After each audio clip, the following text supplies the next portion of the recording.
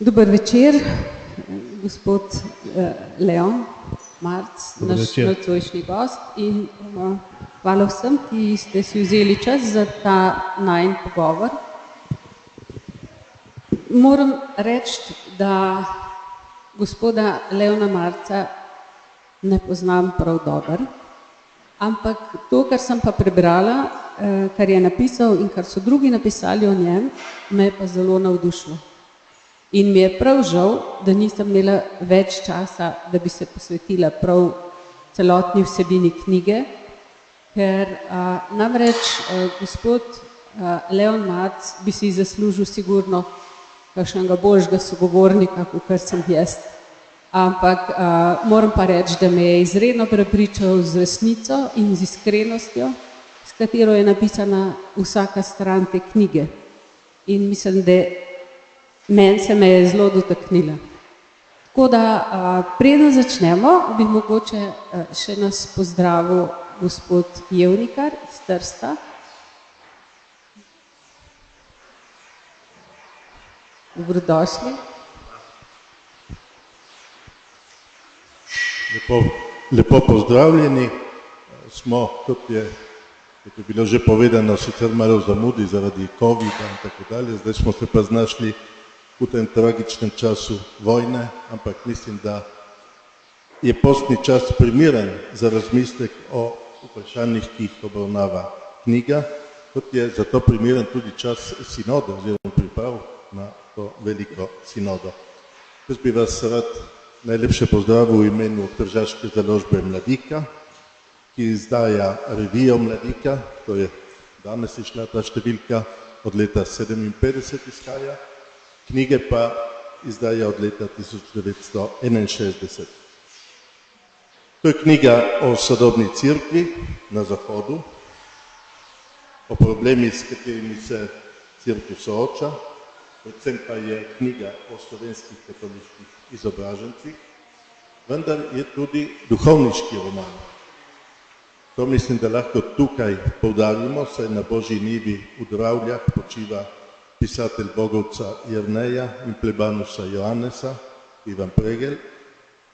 Poznamo pa seveda Slovenci še druge duhovniške romane, od Franceta Bevka glede Čedermaca do Pavleta Zidarja in drugih, predvsem pa našega Alojza Rebule, ki je bil zelo navezan na revije na založbo Mladika. Roman nas tudi kritično opozarja, da ima cerkev še zelo veliko povedati sodobnemu človeku in sodobnemu času. Hvala.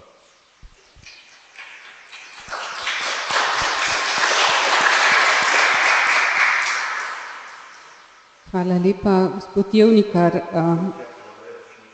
Prav.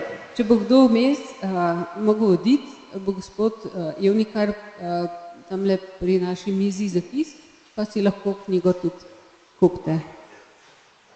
Torej, gospod Leon Marc, vi ste doma iz Ajdovščine, Primorc, kot naš bivši župnik, gospod Žvanut, ste po stroki najprej diplomirali iz elektronike, potem ste študirali v Londonu, magistrirali iz javnih politik in javne uprave. Kasneje pa vas je pot odnesla malo v svet, malo nazaj v Slovenijo in to vas je sigurno zelo oblikovalo. Ker pa je to draveljski duhovni večer, bi vam pa postavila eno vprašanje. Kaj je za vas vaš največji duhovni dar, vaš osebno, ki ga nosite v sebi? Dober večer. Tako težkega vprašanja takoj na začetku nisem pričakoval. Ne vem, če bi se lahko reklo veselje do pisanja, če se bi temu tudi lahko reklo duhovni dar, potem bi rekel, da ta na prvem mestu. Mene ste prepričali z iskrenostjo in resnico. Moram reči, da je to zato potreben velik pogum danes in tudi to potegne marsikoga za sabo, mu daje koražo in ga opogumi, da naredi tudi on sam kakšen korak. No, Čeprav nisem imela časa, da bi si knjigo res celoti prebrala, sem pa poslušala intervju, kjer ste imeli predstavitev knjige, pa potem sem prebrala nekaj člankov, ki ste jih napisali. Pa nekdo je omenil izmed vaših sogovornikov, da vedno kamorkoli vas življenje postavi, vam tisto delo vas nekaj nauči, vas oblikuje in preko življenjskih izkušenj potem v tej notranji drži tudi napišete te svoje izkušnje na papir, v obliki knjig, napisali ste ogromno knjig že, takih, mislim, ogromno, no? Tehtnih knjig z različno tematiko, o zgodovini slovenskih krščanskih demokratov, potem o diplomaciji, o migrantih in nazadnje to knjigo, ki je morda komu tudi včasih malce neprijetna, nelagodna, ker nam kaže našo osebno podobo, podobo nas samih, podobo slovenske cerkve, našega časa. Mi je bilo pa tudi zelo lepo, ko je nekdo napisal, da je to knjiga napisana z ljubeznijo. Da samo tisti, ki ljubi, lahko tudi iskreno odgrne marsikakšno težko plat. Z namenom, da bi se ta teža razbremenila, da bi v to težo posijala luč. Ko bi vas na začetku vprašala, zdaj, kaj vas je gnalo k tej zadnji knjigi, kakšen notranji nagib ste imeli, da ste lahko začeli pisati eno tako izjemno knjigo? To, kar ste rekli, je napisal Marko Rijavec, ki ga poznamo tudi iz njegovih komentarjev in duhovnih misli v Družini, na Radiu Ognjišče, tudi zdaj v reviji Ognjišče. In on je prispeval spremno besedo, ki je v knjigi. In sem mu zelo hvaležen, posebej še zaradi tega, ker je kot duhovnik izredno naklonjeno pristopil oziroma razumel to knjigo, čeprav, kot ste rekli, za nekatere ali pravzaprav za marsikaterega bralca je knjiga mogoče mestoma lahko tudi boleča. Zato sem mu toliko hvaležen za te njegove besede, ki ste jih sami omenili. Zakaj sem se odločil za to knjigo? Neka notranja nuja, kot kristjan, kot katoličan, kot družinski oče, seveda čutim številne izzive, ko gledam tudi položaj cerkve vernih v družbi, v svetu, ne samo pri nas, tudi to seveda zbuja številne občutke, dostikrat tudi boleče občutke in kliče potem, da bi to na nek način povedal.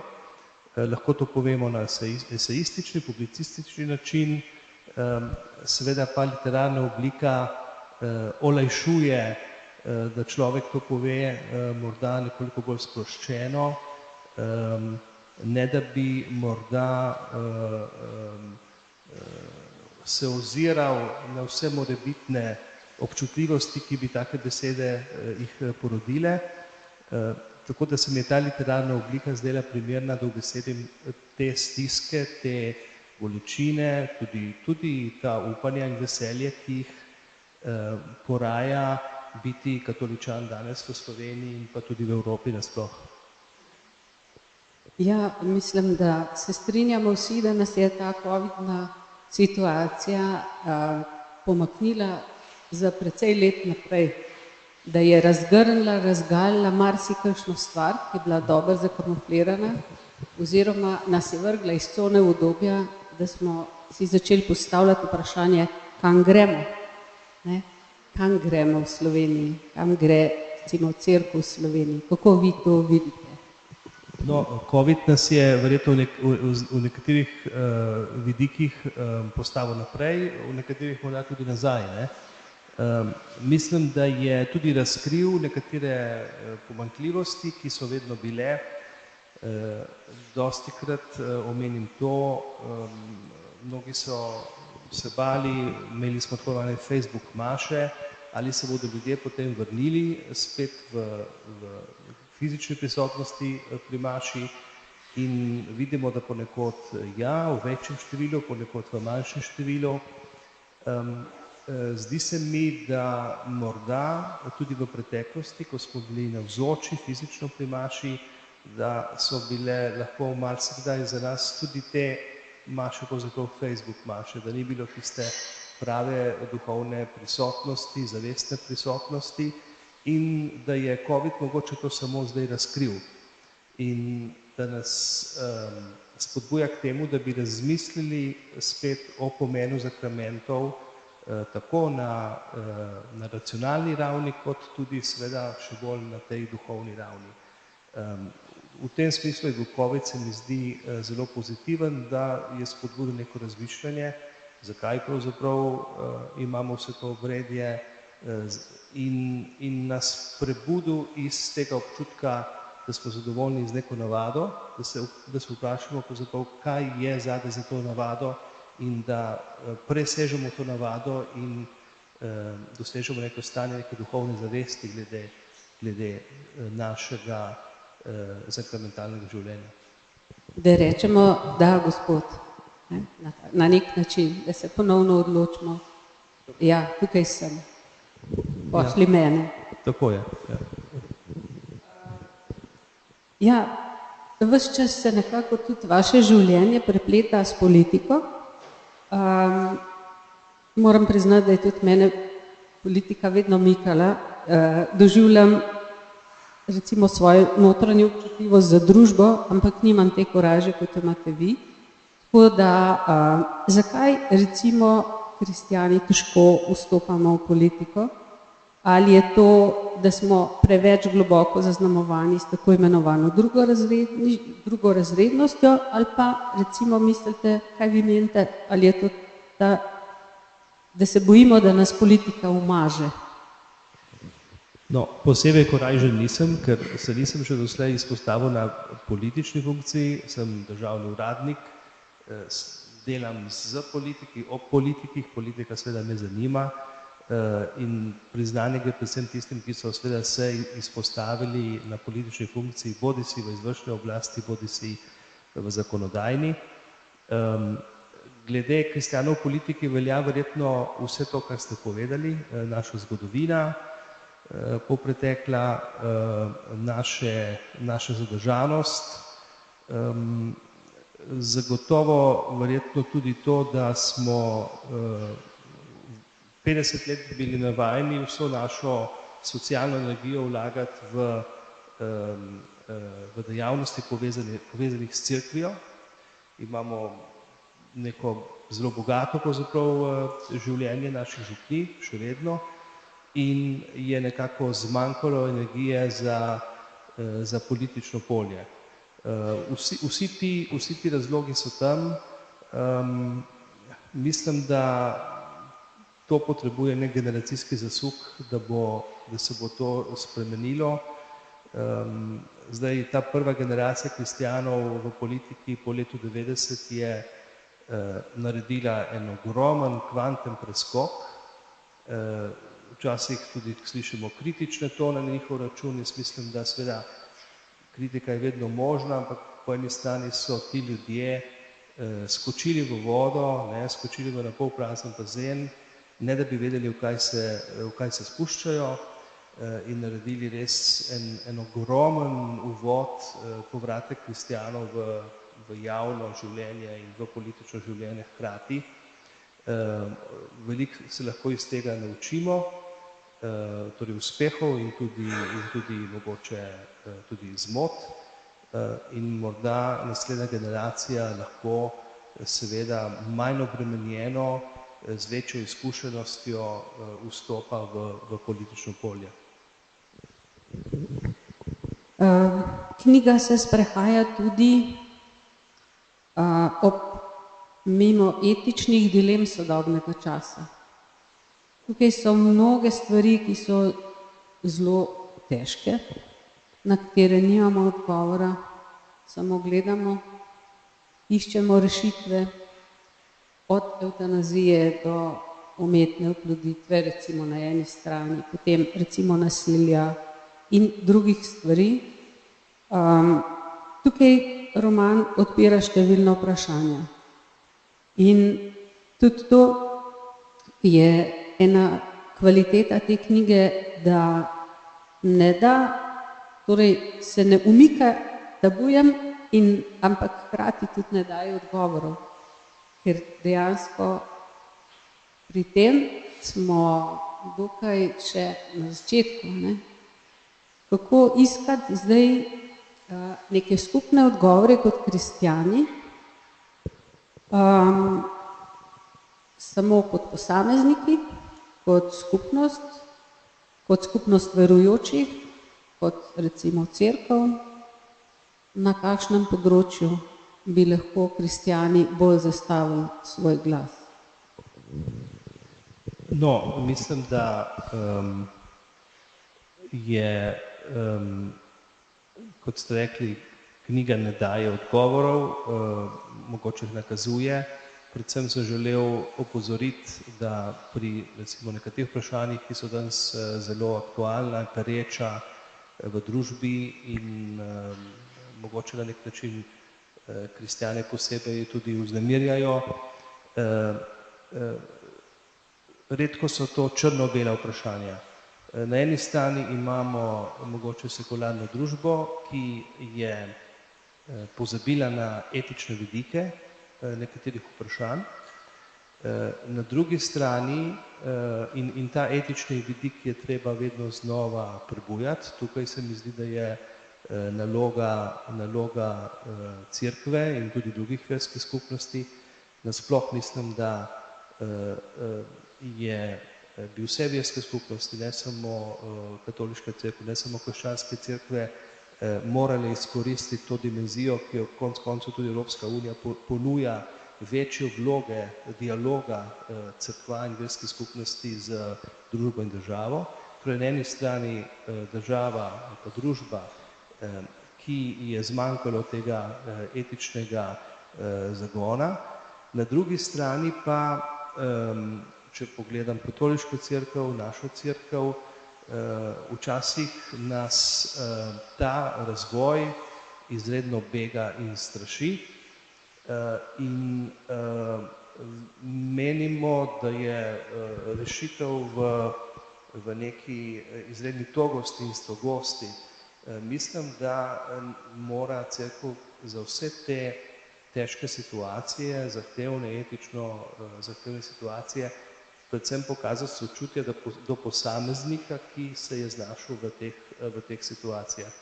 In tukaj pa je ena naloga, ki mislim, da bi na tem področju se morala cerkev, mi, kristjani, katoličani, bolj senzibilizirati, torej več pozornosti sočutju do posameznika v teh zapletenih situacijah. Po drugi strani pa spodbujati družbo k etičnemu razmisleku o vprašanjih. Kajti res je, da pač družba je izgubila ta etični zagon glede vrste sodobnih aktualnih vprašanj. Jaz delam z mladimi in imam velikokrat občutek, da so tudi oni obrobni, da so nekako zanemarjeni v času srednje šole, predvsem, ne? To bolj poznam. In dejansko se mi zdijo zelo ranljiva skupina, ki velikokrat doživlja zlorabe iz različnih koncev in tukaj res rabijo nek svet vzor odraslih. Kako pa vi gledate na mlade, recimo najstnike, imate svojo družino? Mislim, da to je dejansko velik problem. Zdaj, en problem je v cerkvi sami, ne? Vprašanje prenosa vere na naslednje generacije, mislim, da to je izredno pereče vprašanje, ni lahkih odgovorov na to. Na drugi strani je pa res vprašanje mladih na splošno v družbi. Nikoli torej mogoče vsi bi upali reči, da nikoli niso bili mladi do te mere prepuščeni vplivom okolice, ne? To je vpliv okolice, tudi seveda interneta in tovrstnih medijev je tako dominanten, da tukaj pravzaprav starši in ostali vzgojitelji težko konkurirajo tem cvetočim, svetlečim se barvam teh medijev. Tukaj je res izreden izziv. V cerkvi imamo nekaj prednosti v tem smislu, da cerkev ponuja z svojim življenjem v župniji obrede, navade, nek ciklus dogajanja, za katerega upamo, da lahko mladega v to uvedemo in na nek način stkemo kot njega neko varovalno mrežo. Tukaj je določena prednost, res pa je, da seveda tudi nam v cerkvi to ne uspeva v polnosti iz različnih razlogov. Eden je morda tudi ta, da je potreben tudi razmislek o verouku, o načinu podajanja snovi, o uvajanju v zakramente, ki je mogoče nekoliko avtomatično, zlasti na primer v letih, ko pridemo do birme, postane pogosto birma pravzaprav čas odpada od vere, ne pa potrdilo recimo neke zrelosti. In tukaj razmišljam o tem, kar govori papež Frančišek, o postopnosti, torej ne več ta uvajanje zakramentov v točno predpisanih intervalih, ampak takrat, ko so ljudje pravzaprav zreli za te zakramente, se pravi, dosež neko določeno zrelost. Mislim, da bo to zahtevalo nek precej spremenjen koncept naše kateheze, naše pastorale, in sicer v tem smislu, da bo treba ljudem ponuditi različne oblike bogoslužja, različne oblike srečevanja, v katerem bo, da se tako izrazim, mogoče nekoliko preprosto, toliko dovolj vere, kot bodo ljudje na tej stopni pripravljeni in željni sprejeti. Ali pa, če drugače rečem, cerkev danes ponuja ljudem polni penzion ali pa nič. Ni mogoče biti samo, recimo, priti samo na zajtrk ali pa samo bed and breakfast. To je ena težava cerkve pri uvajanju v zakramente in mislim, da tukaj bo potreben razmislek, kako s tem drugače naprej, da bi pritegnili zlasti tiste, ki so obrobni. In ti obrobni so, kot ste rekli, lahko mladi ali pa recimo ljudje, ki so izgubili stik s cerkvijo, vendar pa se jim zdi, tem ljudem, da bi mogoče tukaj lahko nekaj našli, ne zdi se jim cerkev popolnoma nerelevantna, zdi se jim, da cerkev ima nekaj, kar bi jim lahko ponudila, vendar se pa ne morejo prepoznati v vsem tistem, kar se recimo pričakuje od vzornega nedeljnika. In v tem smislu se mi zdi, da ta razmislek o postopnosti, o kateri govori papež, zelo nujen. Jaz vidim, da je tudi namen sinode je verjetno tudi ta, da bi ujeli te mlade in jih naprej pospremali v življenje. Ker tudi cerkev kot skupnost brez te recimo izročila mlajši generaciji bo precej bolj siromašna. Ja, ste omenili sinodo in v zvezi z njo vidim po eni strani morda niti ne v Sloveniji nimamo težav z takšnimi progresivnimi katoličani, kot na primer v Nemčiji, da tako rečem, ki imajo morda pričakovanja, ki so nerealna od sinode v smeri spremembe nauka in podobno. Pri nas vidim eno drugo nevarnost, izredno nizka pričakovanja.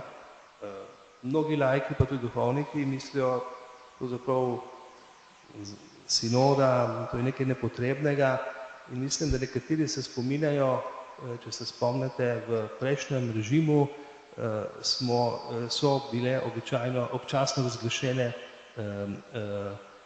javne razprave o nekateri, široka javna razprava, ne. In mislim, da nekatere morda ta sinoda spomne na to široko javno razpravo in si mislijo, vse to je pravzaprav nek blef, ne, iz tega tako ali tako ne bo nič, ne, kakršnikoli predlogi bi že lahko prišli, preden bodo dosegli škofijo, kaj šele Rim, bodo pravzaprav razvodeneli. Tako da mislim, da bi se obema skrajnostma morali odreči. Voditi bi nas moral Sveti Duh. Sveti Duh vodi vse, ne samo cerkveno učiteljstvo, ampak tudi laike. In navdahnjen od Svetega Duha bi morali razmišljati o spremembah v cerkvi. Ne seveda nemogoče razmišljati o spremembah temeljnih naukov, po drugi strani pa je nemogoče verjeti, da se nič ne bi spremenilo v načinu, kako živimo in smo cerkev. Tako da, torej, morali bi se otresti tega strahu, da je to pač spet neko leporečje, nek popularen, času všečen način, ki naj bi nekaj prinesel, pa ne more nič prinesti, ker je podoben širokim javnim razpravam iz prejšnjega režima. Temu bi se morali pri nas predvsem odreči. V slovenskem katoliškem miljeju mislim, da je osnovna nevarnost v zvezi s sinodo ta, da ne bi nič spremenili, nič predlagali, veliko bolj kot pa je težava recimo v nekaterih delih Zahodne Evrope, kjer seveda razmišljajo o zelo revolucionarnih, radikalnih korakih, ki se morda tičejo tudi nauka vere. Ja, mnogi pravijo, da je prihodnost cerkve v malih skupnostih.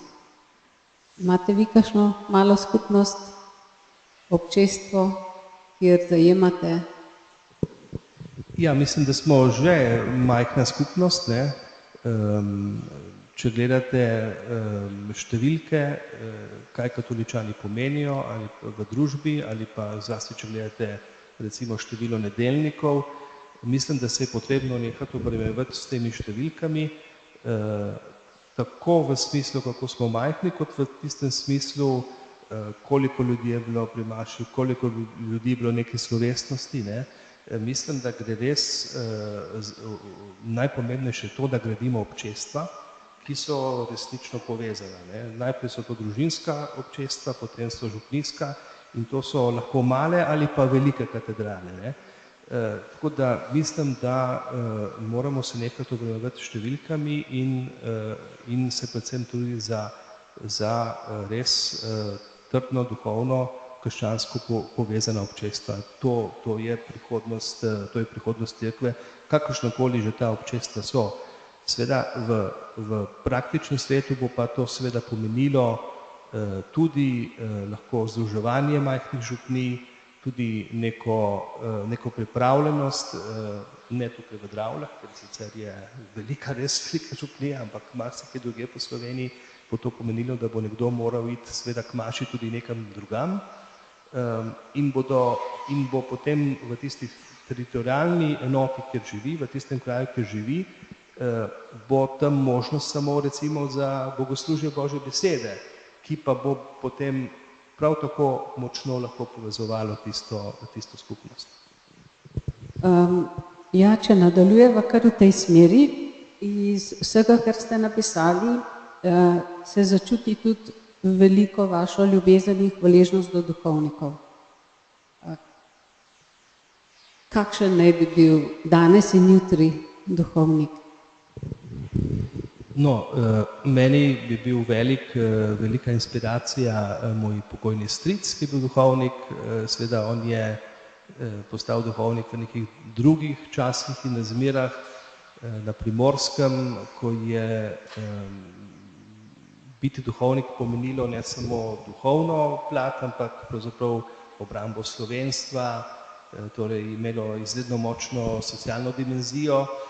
On je bil en zelo zabaven človek, kar nekaj let je preživel po vojni v zaporu in mislim, da ta zapor ga je oblikoval, ga naredil velikega realista,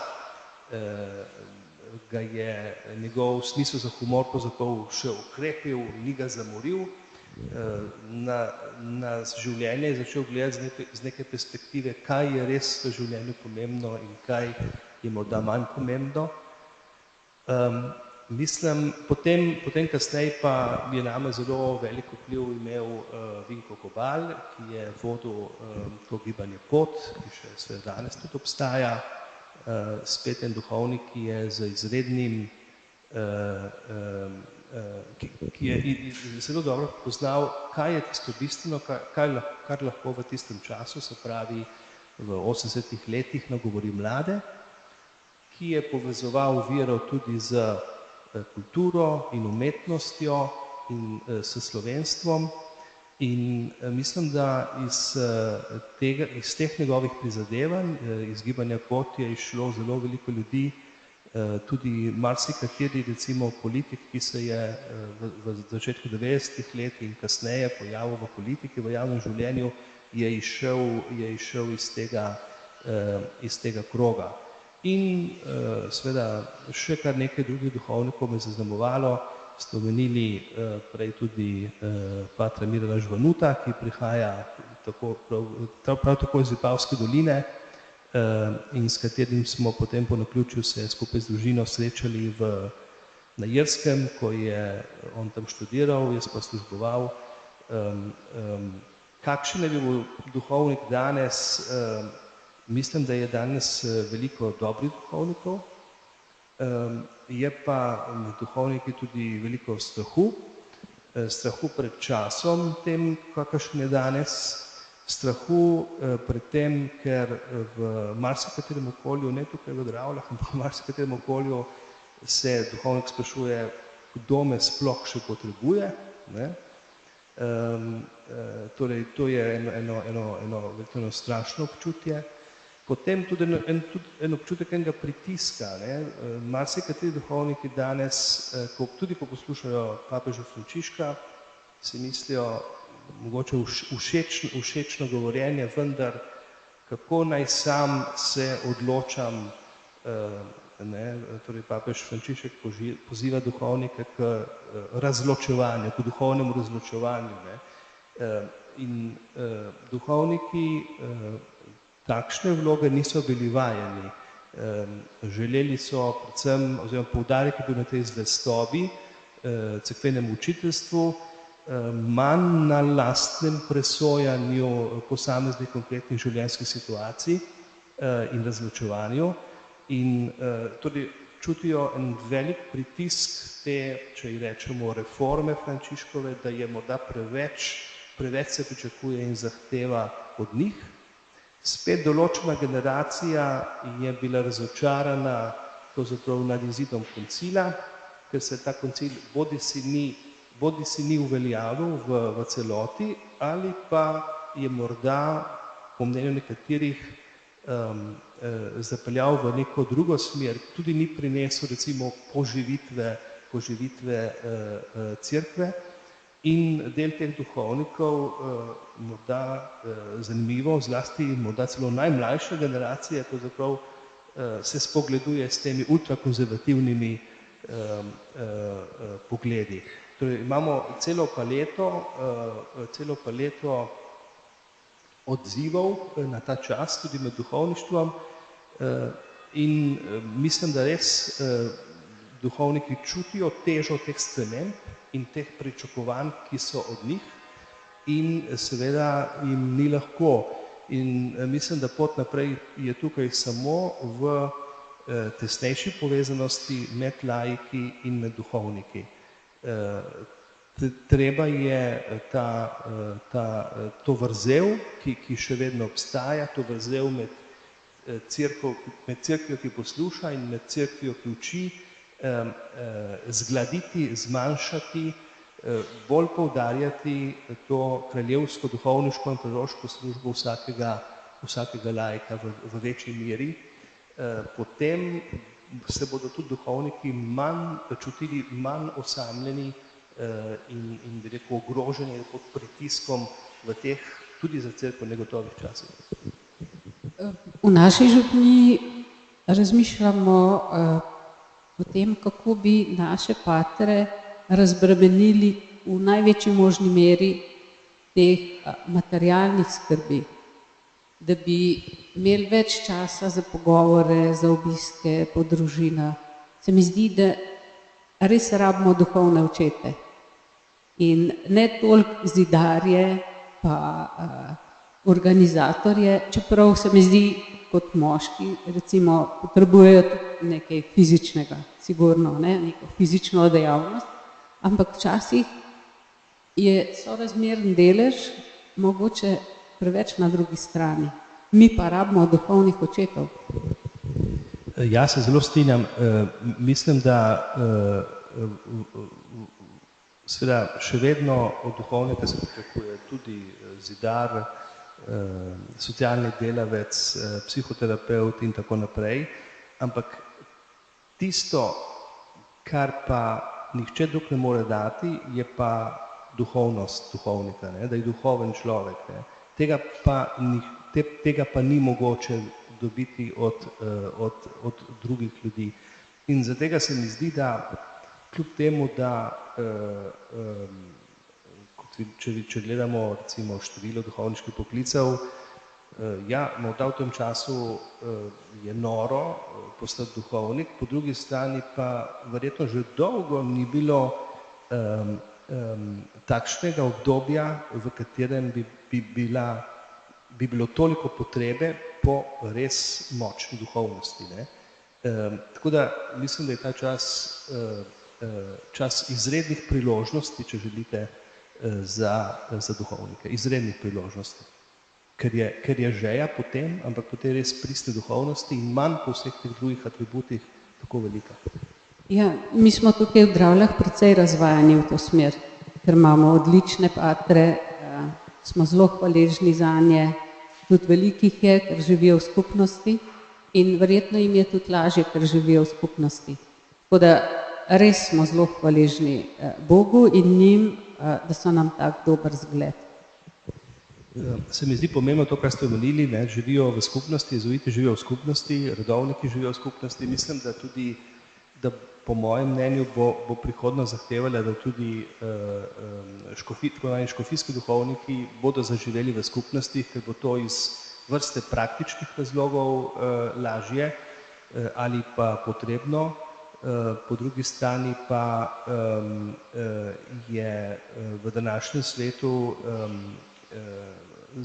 zelo, zelo težko duhovniku živeti samemu. Mislim, da je današnji svet, razen za tiste, ki so poklicani, seveda k samotnemu življenju ali pa k tako rekoč puščavništvu, za druge pa ta družba danes terja drugačen koncept farovža, bi rekel, se pravi farovža, v katerem je več duhovnikov.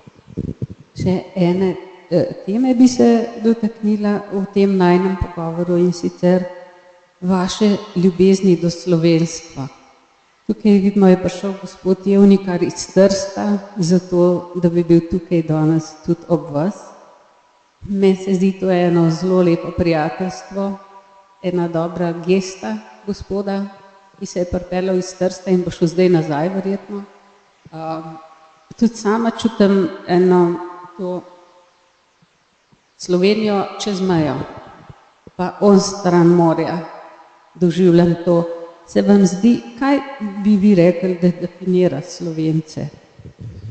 Najprej bi se še jaz zahvalil gospodu Jevnikarju in založbi Mladika, ki je, jaz sicer nisem zamejc, ker založba je predvsem zamejska, ampak so prepoznali vrednost tega dela in se odločili za izdajo.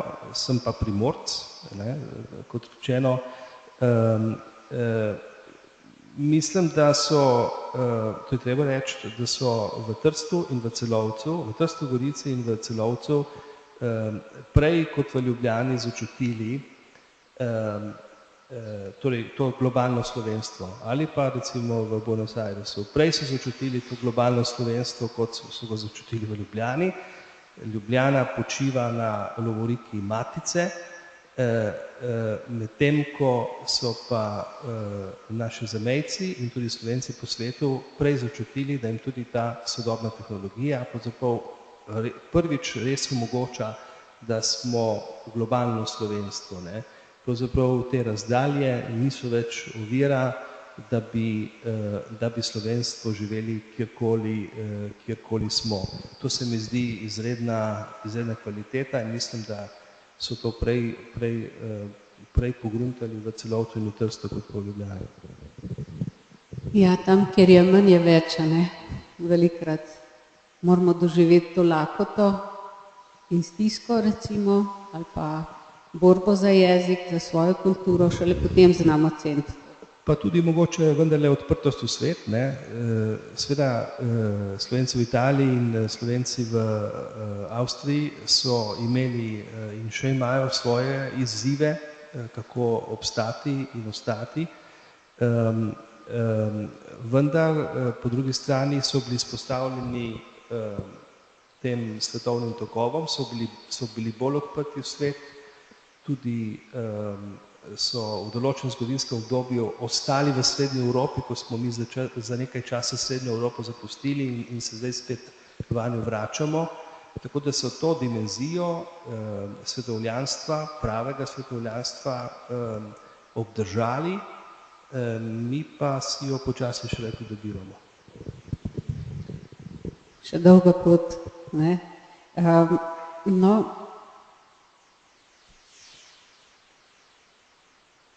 zdaj me pa ob koncu zanima tudi, kako vi sami osebno skrbite za mir srca. Ja, molitev na prvem mestu, mislim, da pač brez molitve ni miru srca. Res pa je, da je mir srca nekaj, kar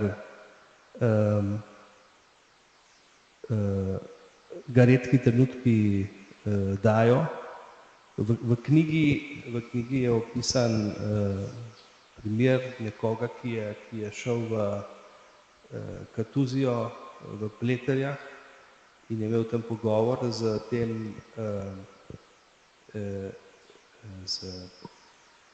opatom. In sta govorili ravno o tem, ne, o miru srca, tudi preko o tej čustveni razsežnosti, recimo vere, ne.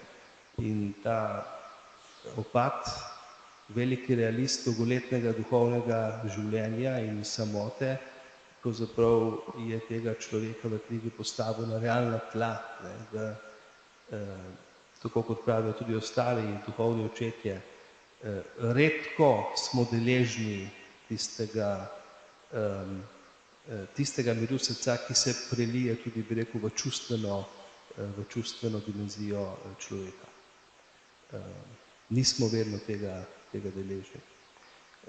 Morda ta nemir je tudi neka spodbuda človeku, da gre naprej in še išče in spoznava Boga.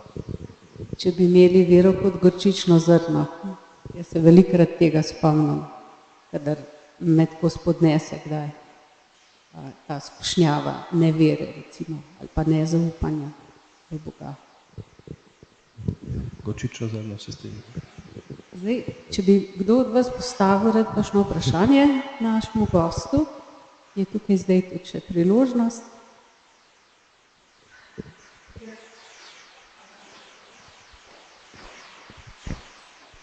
Večer se vprašanj imam veliko, ampak knjigo sem se želela prebrati pred današnjim nocojšnjim večerom, pa je bila v knjižnici Šiška izposojena. Tako da bo druga priložnost se prebrati, pa bi vprašala glede naslova. mi je dal misel katedrale kot vloga cerkve kot gonila. Tudi, če pogledamo iz zgodovine na področju umetnosti in v smislu gradnje, glasbe in tako naprej, kakšna je cerkev danes kot gonilo, ali je ta bolj etična razsežnost, ki ste jo omenili, ali tudi na področju umetnosti, pa vprašanje svobode besede, kje se to konča, oziroma kakšno težo nosi svoboda v besedišču, v medijih. Hvala. Hvala. Knjiga je danes po posebej ugodni ceni, sicer ni v knjižnici, ampak zdaj sposodam.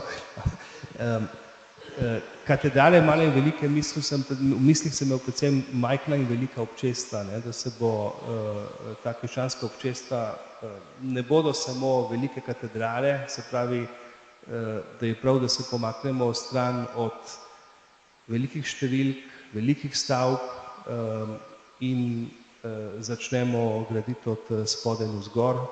In te male katedrale, mislim, da so prihodnost cerkve. Kar se tiče umetnosti, mislim, da umetnost zagotovo je tisto področje, kjer se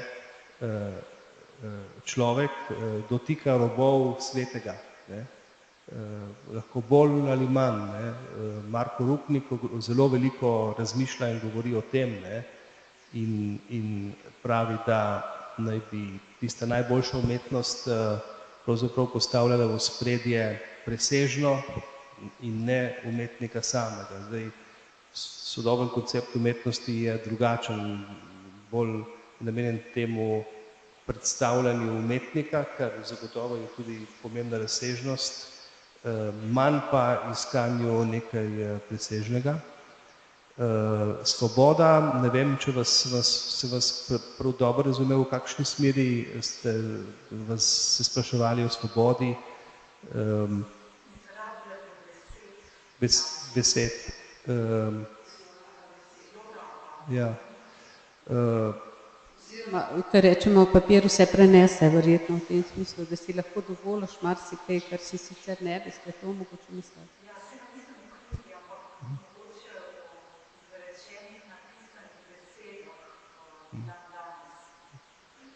Besed je preveč, zdaj res besed imamo preveč, bi morali pravzaprav več poslušati, kot pa govoriti. Mislim, da to bi bila moja prva reakcija na temo svobode besed. Enostavno. Mislim, da je preveč smo bombardirani od različnih besed. Svoboda, ja, seveda, ampak tudi svoboda poslušanja. Še za zadnje vprašanje bi mogoče še kdo postavil?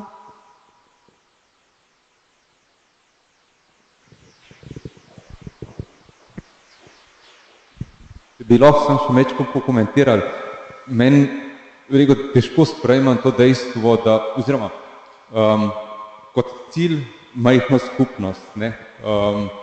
Realnost nas bo v to pripeljala, oziroma v te realnosti smo najbrž že kar.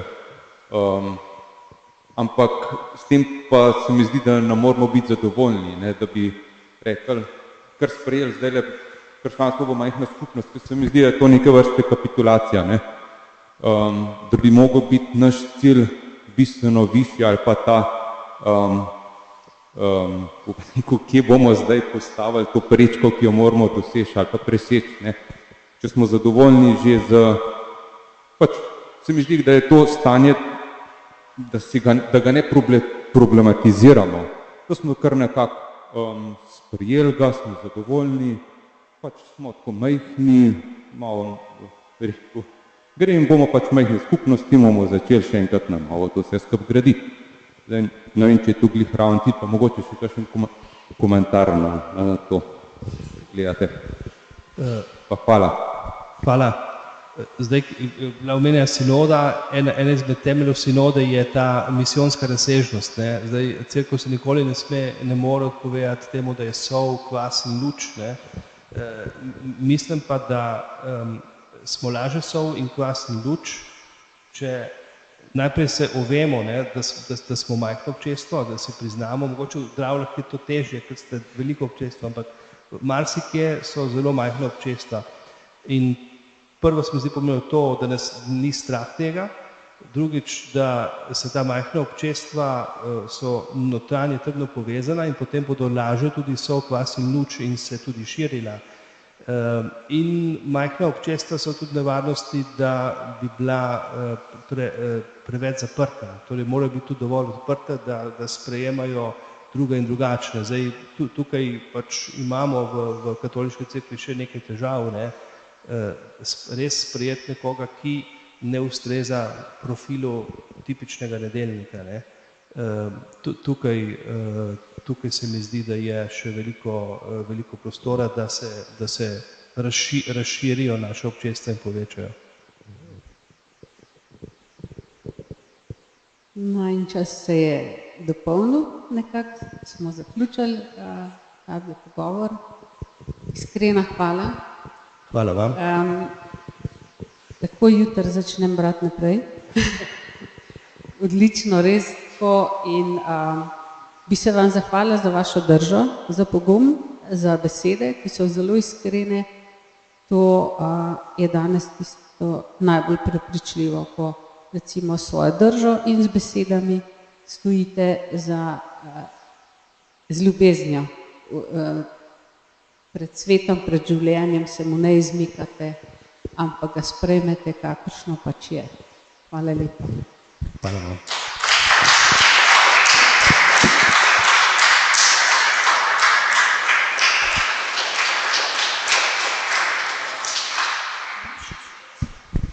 Ja, se še zahvalim v imenu župnijske ekipe, patra Primoža. Hvala, da ste bili naš gost. Pa ste mi tudi to lažbo dali, no, kakšen naj bo duhovnik.